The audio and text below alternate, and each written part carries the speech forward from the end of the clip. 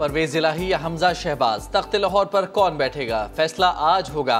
Punjab assembly का 16 अप्रैल तक मुलतवी किया गया इजलास शाम 7:30 बजे तलब। अहम तरीन इजलास में नए वज़ीर आला का चुनाव होगा। चौधरी परवेज इलाही हुकूमत और हमजा शहबाज अपोजिशन के उम्मीदवार हैं। राना सनाउल्लाह कहते हैं नंबर्स पूरे हैं, असम्बली में तोड़ फोड़ का इल्ज़ाम लगाकर अरकान की मअतली गैर कानूनी इक़दाम होगा। अगर हमारी ख़वातीन को, हमारे बुजुर्गों को, मुअज़्ज़िज़ मेहमानान को होटल में जत्थों की सूरत में वहाँ पे जाके तंग किया जाएगा तो फिर हमारे वर्कर भी जज्बात में आएंगे और खुदा न खास्ता एक नुकसान भी जान का हो गया तो जिम्मेदार जो है इमरान नियाजी और परवेज इलाही होगा। परवेज इलाही होश के नाखून ले गंडासा लेकर निकले हैं, गंडासा हमारे पास भी है। हमजा शहबाज ने फिर खबरदार कर दिया, कहा तमाम अरकान के साथ असेंबली जाऊंगा, आइन और कानून ना रहा तो मैं वज़ीर आला बनकर क्या करूंगा। खुदकुश जैकेट पहनकर इमरान नियाजी निज़ाम तबाह करना चाहते हैं। सुप्रीम कोर्ट नोटिस ले इसका रास्ता ना रोका तो पछतावा होगा। बुज़दार साहब जो थे वो चीफ मिनिस्टर पंजाब नहीं थे, फरा चीफ मिनिस्टर पंजाब थी और उसके सारे कनेक्शन बनी गाला से मिलते हैं। रातों रात बुरका पहन के आपने फरा को फरार कराया। पुलिस के हिसार में कोई ट्रांसफ़र, कोई पोस्टिंग, कोई तब्दीली, कोई अपॉइंटमेंट या तो जादू टोने से होती थी और या फरा को पैसे करोड़ों रुपया रिश्वत दे के होती थी। पंजाब के वज़ीर आला बुज़दार नहीं फरा थी, तमाम ट्रांसफ़र और पोस्टिंग करोड़ों की रिश्वत देकर होती थी। मरियम नवाज का इल्ज़ाम, नाम ECL में डालने का मुतालबा कर दिया। कहा करप्शन के इतने स्कैंडल्स हैं कि ये हुकूमत से बाहर नहीं रह सकते। इनको पता था कुछ माह के लिए ही सही, दूसरी हुकूमत आई तो इनको नहीं छोड़ेगी।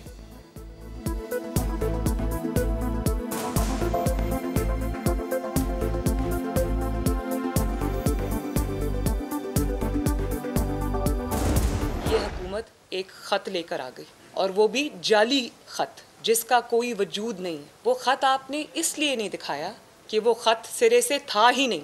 आपने नेशनल सिक्योरिटी कमेटी को, NSC जिसको कहते हैं, उसको आपने इस्तेमाल किया अपनी सियासी मकासद के लिए। वो नेशनल सिक्योरिटी कमेटी है, इमरान बचाओ कमेटी नहीं है। या तो फिर वो अपोजिशन के 200 अरकान गद्दार हैं जो कि 80% ऑफ पाकिस्तान है, तो या फिर इमरान खान गद्दार है। गद्दारी की सज़ा आर्टिकल 6। खत था या साजिश थी तो सुप्रीम कोर्ट में पेश करते। खत इसलिए नहीं दिखाया क्योंकि खत था ही नहीं। मरियम नवाज की प्रेस कॉन्फ्रेंस। लीगी रहनुमा ने कहा कि कौमी सलामती कमेटी के एलामिया में साजिश का जिक्र ही नहीं। हुकूमत ने सलामती कमेटी को सियासत के लिए इस्तेमाल किया। ये कौमी सलामती कमेटी है, इमरान बचाओ कमेटी नहीं। सिक्योरिटी इदारे आए और वजाहत दें।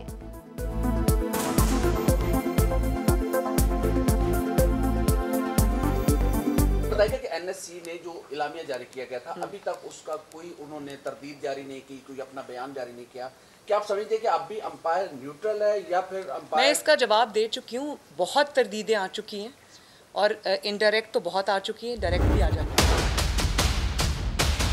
पूरी कौम के सामने इस इमरान नियाजी ने पार्लियामान के 197 मेंबर्स को गद्दार करार दिलवाया है। डिप्टी स्पीकर की रूलिंग के जरिए डिसअलाउ करने की रूलिंग देता हूँ।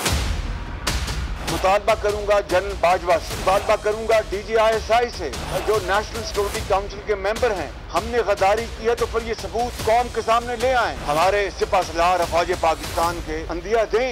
नेशनल सिक्योरिटी काउंसिल में जो मिनट्स पास हुए जिसमें बाहर की बैनुल अक़वामी साजिश और ऑपोजिशन का कोई रोल है तो फिर खुदारा इस बात को सामने लेके आए। हमने गद्दारी की है तो आर्मी चीफ और DGISI सबूत सामने लाएं। शहबाज शरीफ ने मुतालबा कर दिया। कहा नेशनल सिक्योरिटी कमेटी में अपोजिशन के किरदार से मुताल्लिक कोई मिनट्स हैं तो सामने लाए जाएं। जो मिनट्स पास हुए क्या उस पर अस्करी हुकाम के दस्तखत हैं? हमने जुर्म नहीं किया, किसी बैरूनी ताकत को दावत नहीं दी। लीगी सदर कहते हैं निगरान सेटअप के लिए सदर आरिफ अलवी का कोई खत नहीं मिला। उसने अपनी जात बचाने के लिए, अपनी कुर्सी को बचाने के लिए हमारा नेशनल सिक्योरिटी फोरम्स को मुतनाज़ा बनाया, नेशनल सिक्योरिटी फोरम को इस्तेमाल किया अपना ही सियासत के लिए। अगर वाकई ही हम किसी फॉरेन कंस्पिरेसी का हिस्सा है तो मैं आपके सामने नहीं होना चाहिए, मुझे तो इनको गिरफ्तार करना चाहिए था, ट्रायल शुरू करना चाहिए। कौमी सलामती कमेटी इजलास पर शफाफियत ज़रूरी है। अगर हम किसी साजिश का हिस्सा हैं तो गिरफ्तार करना चाहिए। बिलावल भुट्टो की प्रेस कॉन्फ्रेंस, बोले इमरान खान ने आलमी साजिश का झूठा इल्ज़ाम लगाया। कुर्सी बचाने के लिए कौमी सलामती कमेटी का फोरम इस्तेमाल किया। मामला दुरुस्त अंदाज में हल ना हुए तो पुरतशद्दुद हालात देख रहा हूँ। थ्री स्टूजेस हैं जिनकी दौलत पाकिस्तान से बाहर पड़ी है, वो यही कहेंगे कि बेगर्स आर नॉट चूजर्स, यानी कि अगर हम मकरूज हैं तो हमें गुलामी करनी पड़ेगी। तुम गुलामी करोगे, ये आजाद कौम है, हम किसी के सामने नहीं झुकते। क्या आज हिंदुस्तान फैसला करे कि पाकिस्तान की हुकूमत गिरानी है तो 10, 15, 20 अरब रुपए में हुकूमत गिरा देंगे वो। इसलिए आज फैसला कुन वक्त है पाकिस्तान, आपके हर रोज एहतजाज होने चाहिए।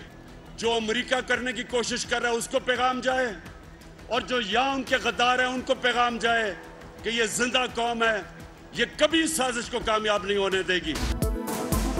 बैरूनी साजिश का हिस्सा बनने वाले गद्दार हैं, जिनके पैसे बाहर हैं वो गुलामी करें, हम नहीं करेंगे।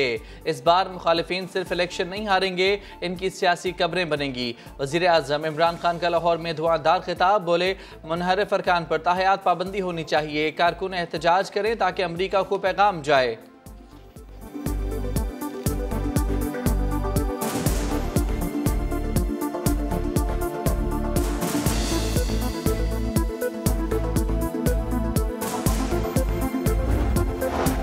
तहरीक अदम एतमाद पर रूलिंग से मुताल्लिक आज खुद नोटिस केस, अदालत ने आज फैसला सुनाने का इंदिया दे दिया। चीफ जस्टिस ने कहा फोकस सिर्फ डिप्टी स्पीकर की रूलिंग पर है। अदालत रियासती और खारजा पॉलिसी के मामलात में मुदाखलत नहीं करती। पीपल्स पार्टी के रज़ा रब्बानी ने असम्बली कार्रवाई को सिविलियन मार्शल लॉ करार दे दिया। नून लीग के वकील मखदूम अली खान ने कहा स्पीकर की रूलिंग को आईनी तहफ़्फ़ुज़ हासिल नहीं।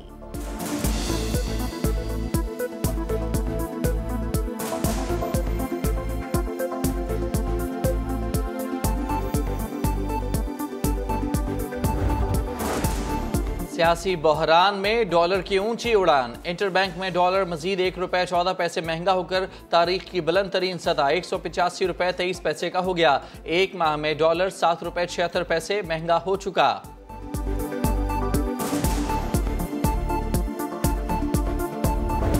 4 एकड़ का पीस ऑफ लैंड है, इसमें अप्रॉक्स जो उन्होंने अभी प्लानिंग बनाई है वो कोई 1200 फ्लैटों की है, तो 1200 फैमिलीज़ इंशाल्लाह उसमें हम कैटर कर सकेंगे। और उसकी प्राइस अगर खसजानी में और कोई जो है वो उसे 100% प्राइस पे बेच रहा है तो केडीए की प्राइस का फ़र्क 60% का मुख्तलिफ होती है, उनसे कम होती है। कराची वालों के लिए अच्छी खबर, शहरियों को रियायती कीमत पर फ्लैट्स दिए जाएंगे। समा से गुफ्तगू में डीजी केडीए मोहम्मद अली शाह का बड़ा ऐलान, कहा सुरजानी टाउन में 4 एकड़ पर 1200 फ्लैट्स बनाने का मंसूबा है। महकमे को कब्जा माफिया के खिलाफ मुकदमा दर्ज कराने का इख्तियार भी मिल गया है।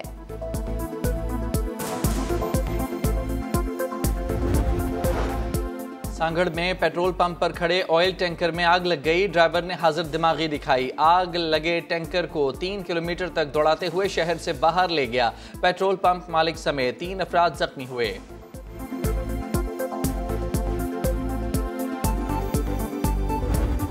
ऑस्ट्रेलिया ने वाहिद T20 मैच में पाकिस्तान को 3 विकेटों से शिकस्त दे दी। कैंगरूज ने 163 रन का हदफ 5 गेंदों पहले ही हासिल कर लिया। एरन फिंच ने 45 गेंदों पर 55 रन की इनिंग्स खेली।